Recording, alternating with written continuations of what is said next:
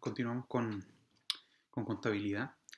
Ya hemos comentado acerca de las cuentas, en específico de las cuentas de activo, pasivo y de resultado, quedando pendiente la mención referente a las cuentas de orden que ustedes ven en la proyección. Estas cuentas de orden, como ustedes tienen en sus apuntes, son aquellas que tienen por objeto proporcionar información sobre responsabilidades y derechos indirectos que afectan o benefician a la empresa.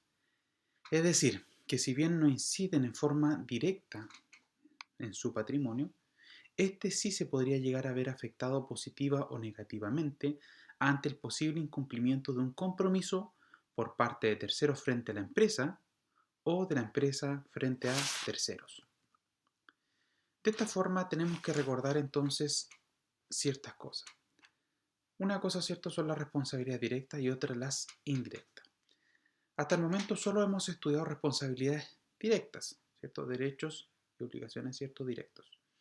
Por ejemplo, si la empresa compra materias primas a crédito, se debe cargar a la cuenta materias primas. ¿Por qué? Porque es una cuenta de activo. Esto es un aumento de su activo, entonces se carga, va a la columna del debe, estableciendo así la responsabilidad directa del bodeguero de la empresa por la custodia de las materias primas. Aumenta el activo entonces de la empresa. Al mismo tiempo se debe abonar una cuenta de pasivo, que es la cuenta de proveedor. ¿Por qué? Porque las mercaderías se compraron a crédito. La empresa quedó endeudada para con su proveedor. Y se abonan porque las cuentas de pasivo, cuando las abonamos, cuando las anotamos en la columna del haber, eso implica un aumento del pasivo, estableciendo así el derecho del proveedor de recibir el pago y la obligación de la empresa de pagar el crédito. Responsabilidades indirectas. Disculpen, estoy tomándome mi té. Voy a desconectar esta notificación de acá. Existe entonces otro tipo de responsabilidades denominadas responsabilidades potenciales o indirectas, según el profesor Ramos, o latentes, ¿cierto?, según Jadwe Díaz, que constituyen solamente llamados de atención sobre hechos que en el futuro podrán afectar a la empresa, pero que son muy relevantes para la persona que está realizando un análisis económico-financiero de la situación de la empresa. Estas responsabilidades indirectas se transformarán en directas o efectivas solo si ocurre un determinado evento, afectando con ello el activo y el pasivo empresarial. Influencia en el patrimonio empresarial. Estas anotaciones, llamadas comúnmente de orden, no afectan directamente la igualdad básica que ya habíamos comentado, la ecuación de inventario, de que los recursos, ¿no?, son iguales a nuestras obligaciones. Ello mientras constituyen solamente información, ya que al asimilarse en su tratamiento al principio de la doble partida, normalmente adicionan con fines informativos valores iguales en ambas partes de la ecuación señalada, subsistiendo la igualdad básica, quedando entonces de la siguiente manera.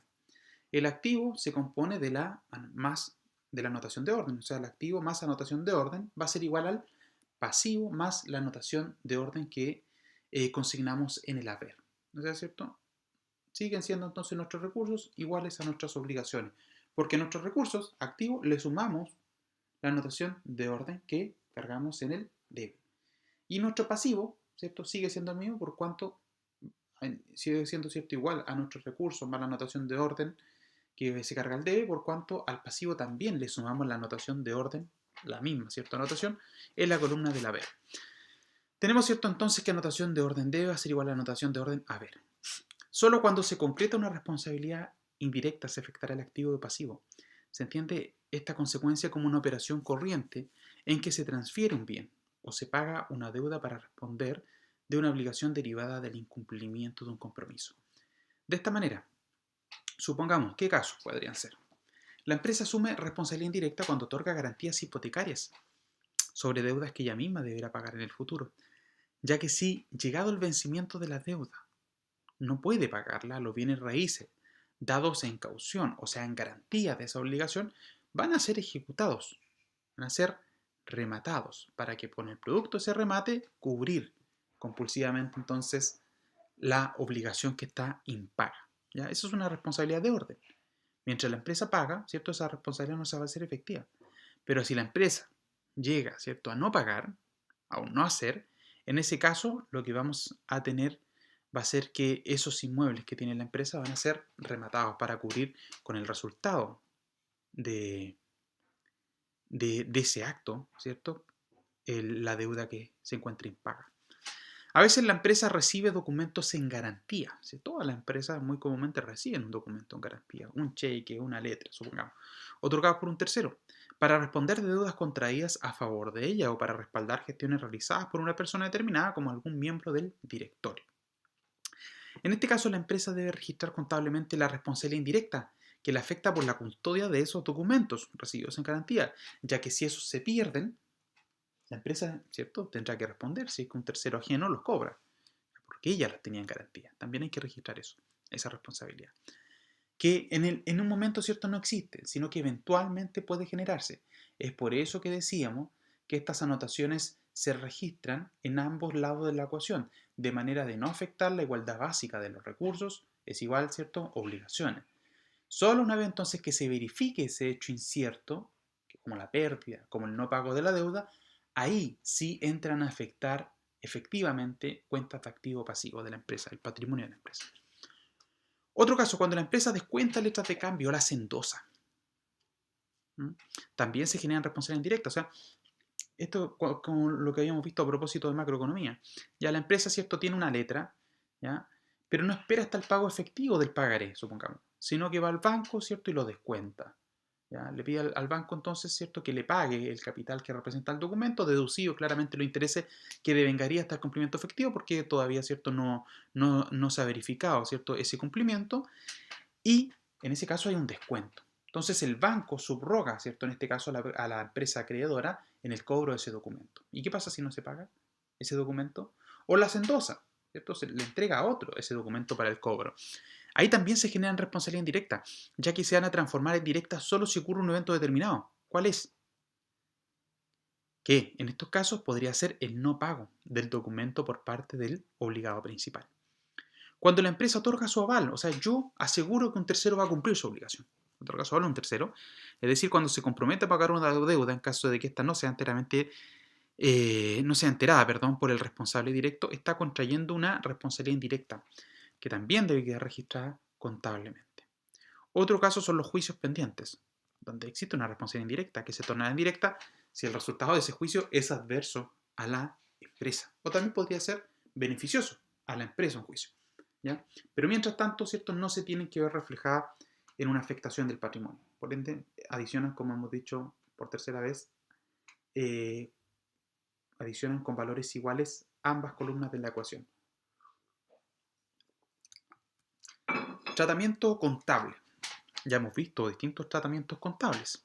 Tratamientos contables de una cuenta de activo, tratamiento contable de cuentas de pasivo, tratamiento contable de cuentas de resultado. Como hemos comentado, el tratamiento contable de una cuenta de activo implica que los activos aumentan en la columna del debe y disminuyen en la columna de los haberes. Pasivo, por su parte, disminuyen en la columna del debe y aumentan en la columna del haber. Las ganancias, cuenta de resultado, van al haber y las pérdidas van al debe. Tratamiento de estas cuentas. Se denomina asiento de orden aquel que se hace entre dos cuentas de orden para dejar constancia de una responsabilidad indirecta que afecta a la empresa. No existe limitación alguna para incluir en un mismo asiento cuentas de activo, pasivo y de resultado.